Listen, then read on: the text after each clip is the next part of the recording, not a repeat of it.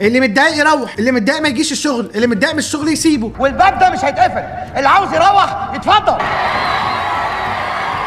الصباع اللي يوجعك ما تعالجوش، اقطعه. انا دايما بقول كده، اقتل الاتيتيود. اي موظف عندك في الشركه جاي زعلان يروح، اي موظف في الشركه عندك جاي متضايق يروح، اي حد جاي في حياتنا ينكد علينا يروح. انا دي طريقتي وطبيعتي وهفضل عليها لحد ما اموت. اللي زعلان يروح، اللي بيخاف يطلع بره. الصباع اللي يوجعك اقطعه. موظف متضايق امشي، موظف عنده مشاكل روح، موظف مش طايق الشغل النهارده يمشي، موظف جاي قرفان النهارده يمشي. انا مش هستحمله ومش عايز حد من عندي يستحمله. دي توبك جدليه. انا بعالج الاتيتيود بالموت. انت اتيتيودك وحش، مش عايز تتعلم، مش عايز تكبر، مش عايز تكومينيكيت مع الناس، عندك مشاكل وجاي لنا بمشاكل بتاعتك. يا عم لا، ابعدنا عن المشاكل بتاعتك. انا عندي مشاكل فيها مكفياني، وكل واحد في الشركه عنده مشاكل فيه مكفياه. لو كل واحد جاب ربع مشكله من عنده من البيت ومن الغيط ومن اخته ومن مراته ومن صاحبته وجينا قعدنا بيها في الشركه، فاحنا هنقعد مع بعض في الشركه، كل واحد يحكي مشاكله، كل واحد يحكي الامه واحزانه، كل واحد يقعد مكشر ويقول انا قاعد متضايق اصلا انا عندي المشكله الفلانيه. ليه؟ اللي متضايق يروح، اللي متضايق ما يجيش الشغل، اللي متضايق من الشغل يسيبه. وانت كمدير بقى جات لك ناس متضايقه روحهم، مش عايز تروحهم استحمل بقى. انا بصراحه ما عنديش استعداد استحمل. واكتر اتيتيود في العالم ممكن يبوظ اي كوميونتي في الشغل هو الاتيتيود بتاعت الناس اللي مش عايز تتعلم، الاتيتيود بتاعت الناس اللي مش عايز تكبر، الاتيتيود كمان بتاعت الناس، اسمع دي بقى، اللي مش شايفاك كبير اصلا، اللي مش شايفاك كويس اصلا. الموظف اللي هو فاهم ان هو شغال هنا على ما تفرج. لا، ما انت اللي على ما تفرج على فكره، مش احنا اللي على ما تفرج. لو هي على ما تفرج ما تمشي. طب انت راجل سوبر مان شغال على ما تفرج ليه يا عم السوبر مان؟ سلام عليكم. لو عجبك الكلام ده اعمل لي كومنتس هنا، هتلاقيني بطلع لك تاني كل يوم.